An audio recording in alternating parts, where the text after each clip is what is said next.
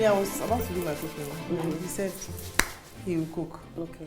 And when I told him you're a chef, he was like, "Oh, Charlie, then maybe I've changed my mind." Do you think the roles are changing? Because I mean, back in the day, you would not catch a man in the kitchen. That's my olive oil. Well, with the culture that we have, it's very unusual to find a man in the kitchen. Yeah. Because from where we come from, it is believed that the kitchen is The woman's office. the woman's office. But for few of us who have been privileged to travel, it works differently outside. The man also is able to play the role as a wife and mother and everything. So I guess with times changing, we're also realizing in this part of the world that men are able to do likewise. Women. Just like women are saying that the kind of jobs for men, women are also taking those positions. Yeah. The idea of marriage and whose place is where is another thing where culture sort of plays a huge role. Yeah. You know, I spoke to a friend of mine who said, "Me, if you are a man and you don't have the money to look after me, to marry me, and provide 80% and maybe the 20% cry, I'll think about it. I'm not going to marry you."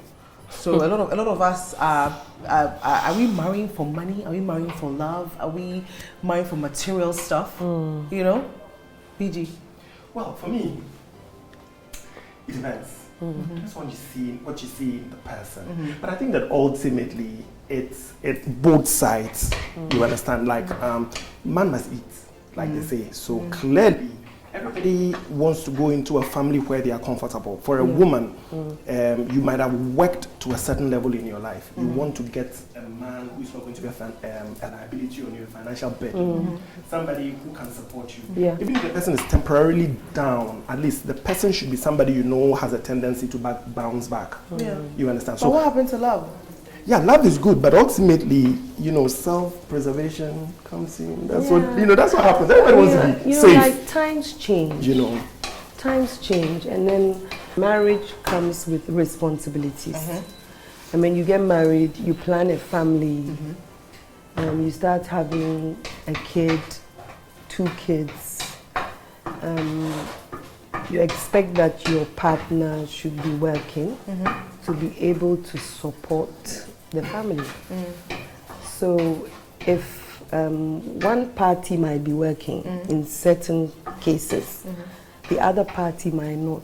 But are you prepared to balance it till the husband or the wife starts working? What kind of balancing are we talking about? I mean, if both of you are not working, how are you going to survive? Okay, so let's say the woman has a good job and she loves the man, because you're talking about love, and she loves the man. So she's able to make that sacrifice. I will work and sustain the family till the husband finds his feet. Now let's use you as an example. I mean, when you set out to get married, what were the kind of things you were looking for in your potential husband? Okay, I just thought at my age, I was 27, which was a bit late, like, you know, in our culture. They're like, what are you sitting there at 27 waiting for? So I just hope that I would meet a responsible man who would love me and at the same time be able to cater for me. For you? Yeah. Now, PG, when a woman says love me and cater for me, I mean, how does a man understand that? Well, I think that man understands in a very literal way. I think that is one of the easiest things men understand. And we understand it in a very direct way where I provide. I try to love you. What it means is that I may not necessarily be too abusive. When I say too abusive is quite subjective in its definition. You may think your husband is abusing you, but for them they are trying to straighten you because you're a spoiled girl. Exactly. Okay. You understand? But he's not my father. I'm not marrying my father. Exactly. Yes. But then ultimately, whatever decision you take or whatever choices you make, which brings the consequences. It doesn't affect you, it affects the entire family. So for him, it may not be right, but when he's being hard and telling you can do this, you can do, sometimes in his mind, he's just giving you some guidance. So it may not necessarily be true or correct. You know? So that is one bit of the catering for you. But mostly it has to do with financial provision and, you know, a certain amount of material comfort. Yeah. Really? Yes. So, I mean, men don't mind women saying that I'm looking for a man who can take care of me.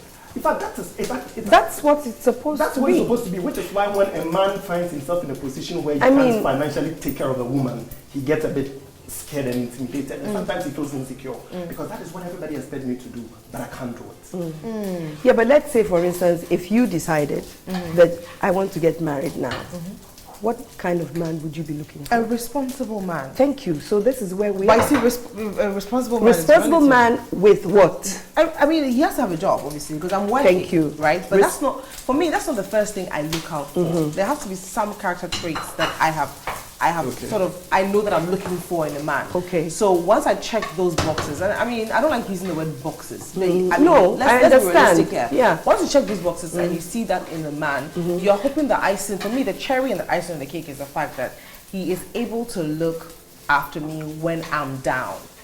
But I'm not going to lift you up. Exactly. When you need lifting up. Yes. So then, you know, but our society would call women. And I want to use you as an example. You married 27 years. Obviously, you married a much older man who was one of the top, let's say, top 5 or top 10 richest men in Ghana. Well, you could say if not the continent, you know, right? Well, again, I stand to correct him. That's how society has put him. Yes. Yes. So let's leave it at that. Right. Okay, what does that mean? No, it's like, you know, people, I mean, he's worked, he's achieved everything for himself. So people have put him in a certain category, which is fine. Okay. But I, for instance, didn't even know who he was when I met him. So I wouldn't say that I met him based on, because he was so and so. No. I mean, I remember when we met at a mutual friend's house. And I didn't know who he was. So he asked who I was because he obviously must have spotted me when he was walking in. He was like, wow, okay, who the hell is that? Hello. Is he doing the right thing? Yeah, he is. Okay. I think he's trying to create a stir fry. Yes. Okay. Yes. Okay. I'm doing the right thing. I see that. He's on the right track. Because I'm stealing. Coming from the shelf. I am blessed. So, you know, he asked my friend who I was. And then we said hello to each other because it was in the company of other people as well. Right. And that was it. So when he was leaving, he said, my friend was about to be ejected from her place. So he was like, oh, you don't look disturbed. And I said, oh, not to worry, God will provide. So he left. So my friend said when he went out, he was like, oh, I haven't seen this friend of yours before. I will marry her. Oh, wow. Yes. Just like that. Just like that. And when your friends told you, what did you think? You were like, who's this one? I'm like, no, please, give it a rest. I'm not going to marry a man of that age. Right. And we left it at that. And then the following day, he calls at about 1 o'clock in the afternoon. This was in London. Okay. And he's, oh, can I speak to Elaine? And I'm like, oh, she's fast asleep. She just come back from school. So what are you doing? Like, oh, nothing much, just sitting around. Okay, could you come over to my office in the city? I'm like, no, thank you, I'm not coming. Why? So that was it. So when Elaine woke up, I'm like, Elaine, you need to speak to this friend of yours. Can you imagine he invited me to come over to his office? And she's like, oh, don't mind him. He's just a nice, jovial person. So clearly, your friend knew who he was. Yes. But wasn't there a point where your friend told you, you better look sharp? No. I don't think she thought I would have been interested. Okay. So it didn't come up as, oh, this is like a good catch. You know, women. Yeah. Oh, this is so. What is a good catch for you, even as a 27-year-old at the time? What were the boxes? What are the boxes you'd have ticked? Obviously, a good catch is a man who is, you know, on point.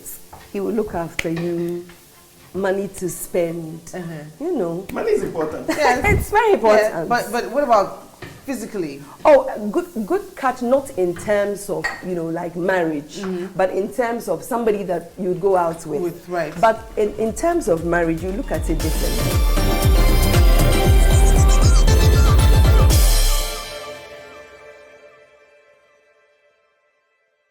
Fast forward, you know, nobody knows how you guys met. Yes. And how much you resisted.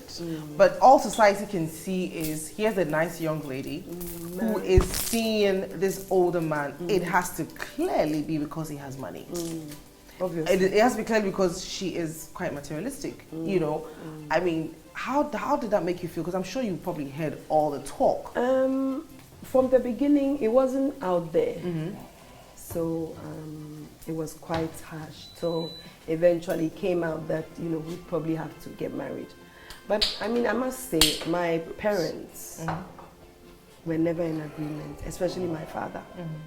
Because from the background that I come from, he would have expected me to probably marry somebody of my age, somebody of the pedigree that I was from. Okay.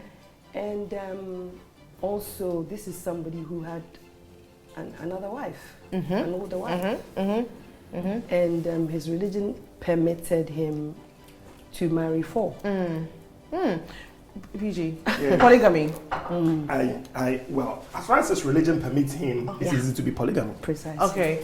It's what? It's easy to what? As far as his religion permits him, it ceases to be polygamy. Exactly. Because, Yes. you know, every society defines what is right and what is wrong in the context of its culture. Right. And you know that for Northerners and for some, Northerners are mostly, I'm not saying all the time, but mostly Muslims. Yeah. You know, mostly Muslims. So for them, their culture and their religion is kind of intertwined. Right. So most of the, there's a marked similarity between their culture and their religion. Right. And so for them, polygamy, you know, polygamy is actually naturally African. Yes. And then their religion also permits it. It's more So recognized it in our part of the world. Exactly. So it makes it very, very easy for them to move in. So for me, when it comes to somebody from a particular culture and a particular society, talking about polygamy, I don't judge them so well because they may not be looking at it through. But what about the lady in question, or you know, the other person who is not of that religion? So what happens? I am an Anglican. Oh, So, really? yeah, I'm an Anglican. I'm an Anglican too. I mean, by birth. Yeah. By baptism. And my parents are also Christian. So for us, it's totally. It was a no. No, my father didn't want to have it. Yeah. No. But so were you in love with him, and that was the reason why you decided? We courted for over 2 years. Okay. For over 2 years, because I needed to be convinced that yes, it was okay for me.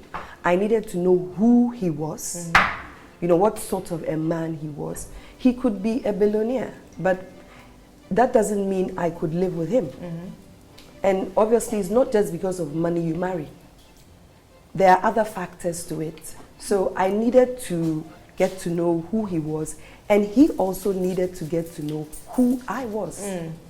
I mean, look, it's Alajibana is who we're talking about here. I mean, it must be very different dating somebody in his,